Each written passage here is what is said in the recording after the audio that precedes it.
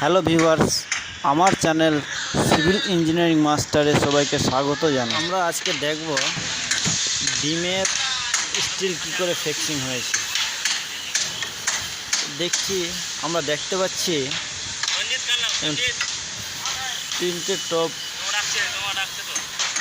তিনটে top extra. তারপর ভালো করে যদি লক্ষ্য করি নিচের দিকে, দেখতে পাচ্ছি তিনটা বটমে গেছে, তারপর তিনটে বটম এক্সট্রা আছে। এবার দেখে নেবো আমরা স্ট্রাপগুলো দেখি। এই স্ট্রাপগুলো 125 সেন্টারে বাঁধা আছে। অ্যাজ পার ড্রয়িং যা ছিল 125 সেন্টার, তো 125 সেন্টার করেই বাঁধা আছে আমাদের। তো দেখতে পাচ্ছি এখানে আমাদের অনেকগুলো কভার ব্লক লাগানো হয়েছে স্ল্যাবে। এই যে দেখতে পাচ্ছ, এগুলো হচ্ছে কভার ব্লক। হচ্ছে একটা কলাম তোলা হয়েছে এখানটায়। আমরা একের পর এক স্ল্যাবের রিংগুলো দেখতে পাচ্ছি, স্ল্যাবের লেভেলগুলো তোলা হয়েছে, সেইগুলো দেখতে পাচ্ছি আমরা। এখানে কাজ হচ্ছে, আমাদের কাজ কমপ্লিট হয়নি এখনো। এই কাজ কমপ্লিট হওয়ার পর আমরা ঢালাই যা কাস্টিং, সেই কাস্টিংয়ের প্ল্যানিং করব। এই যে আরেকটা বিম আমরা এই বিমটা যদি লক্ষ্য করি, আমরা এখানে মেন বাজাচ্ছে তিনটে, টপ এসে যাচ্ছে তিনটে। তো বটমে যদি দেখি সেম রকমভাবে বটমে যাচ্ছে আমাদের তিনটে অল থ্রু, তিনটে বটম এক্সট্রা আছে। এই সাইডে সেম রাইট পাশে যদি দেখি আমরা তিনটে আছে, তিনটে অল বার আছে, তিনটে টপ এক্সট্রা আছে, তিনটে বটম এক্সট্রা আছে।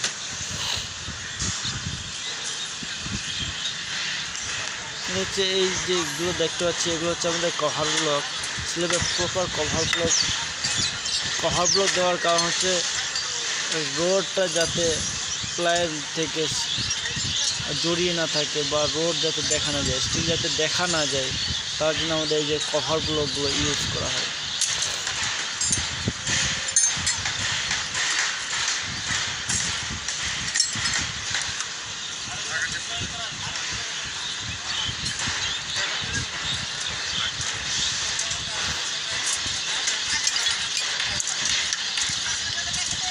এই যে আমরা দেখতে পাই প্লাইয়ের জয়েন্টে আমাদের স্যালো টপ মারা রয়েছে।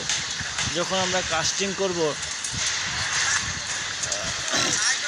সেই কাস্টিংয়ের সময়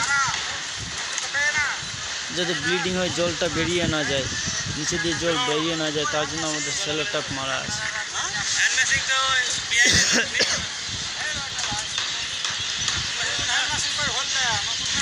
এদিকে এসে হচ্ছে আমাদের চেয়ার বার। আমরা এখানে ATM rotary chair bar use করেছি, যেহেতু মেনলি এটা 10 এম না করাই ভালো, 8 এম না করাই ভালো, তো 10 এম করা উচিত আমাদের। তার রিকোয়ারমেন্ট অনুযায়ী আমরা সেই 8-এর রোড দিয়ে আমরা চেয়ার বারগুলো ইউজ করেছি। এখানে দেখতে পাচ্ছি আরেকটা বিম, দেখতে পাচ্ছ হচ্ছে আরেকটা বিম।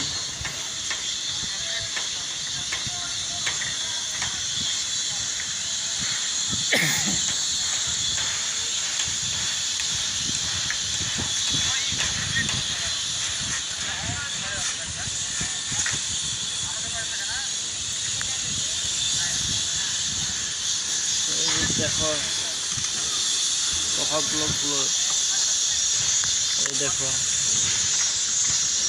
এখানটায় দেখো বিম, জুম করে দেখাচ্ছি বিমগুলো, বিমের রোড কীরকমভাবে প্লেস করা আছে। আমাদের সাইড ইঞ্জিনিয়ার যদি হয়, আমাদের মেন কাজ হচ্ছে স্টিলগুলো চেক করা, স্টিলের কভার ঠিক আছে কিনা সেগুলো দেখা, ফর্ম ওয়ার্ক ঠিক হয়েছে কিনা ফর্ম ওয়ার্কগুলো চেক করা।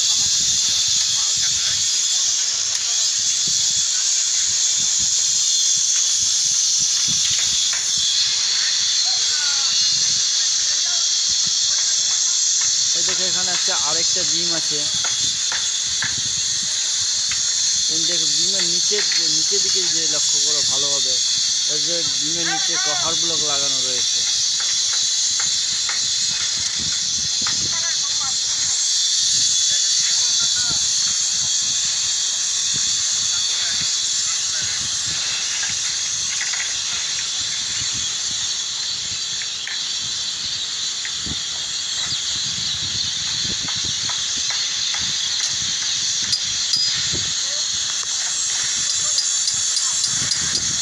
এদিকে স্ল্যাবে কতগুলো আমাদের কভার ব্লক ইউজ করা আছে।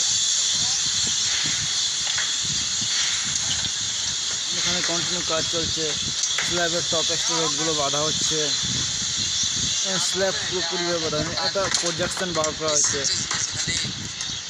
কলমের ফেস থেকে 300, কলম সেন্টার থেকে যদি বলি সেখান থেকে 550 এই প্রজেকশনটা বার করা হয়েছে। এই প্রজেকশনের রড বাঁধা হচ্ছে এখন।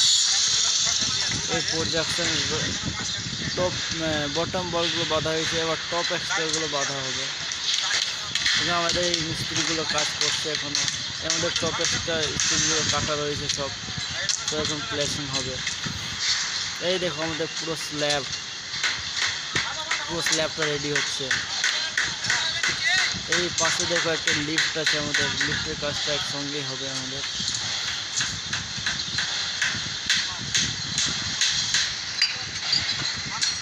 এই স্ল্যাবটা দেখি কালকে আমরা ঢালাই করব।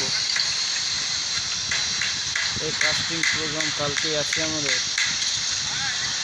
এটা ম্যানুয়াল ঢালাই হবে, এটা হ্যান্ড মিক্সিং বলি, হ্যান্ড মিক্সিং করে এটা কাস্টিং করা হবে।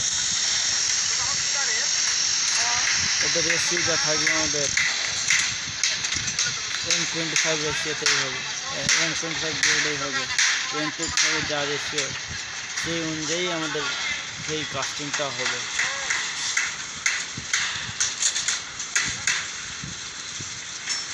এই দেখো প্রত্যেকটা কভার ব্লক লাগানো হচ্ছে পারফেক্টভাবে। টপ এক্সট্রা, বটম এক্সট্রা, স্ল্যাবের যা স্টিল ছিল অ্যাজ পার ড্রয়িং সব প্লেস করা হয়েছে এবং বাধাও কমপ্লিট হয়ে গেছে। আর কিছু কাজ বাকি রয়েছে, এই কাজ হয়ে গেলে আমরা কালকে কাস্টিং করতে পারব।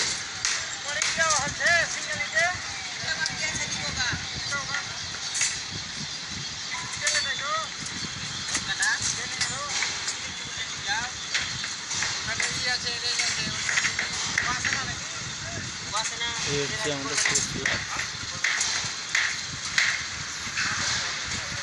আমার এই ভিডিওর থেকে যদি মনে হয় কিছু শিখতে পেরেছ তাহলে লাইক করো, বন্ধুদের কাছে শেয়ার করো এবং সাবস্ক্রাইব করে নোটিফিকেশান আইকনটা চালু করে রাখো, যাতে সবার প্রথম ভিডিও পাওয়ার জন্য। তোমাদের একটা লাইক আমাকে উৎসাহিত করে আরও ভিডিও বানানোর জন্য।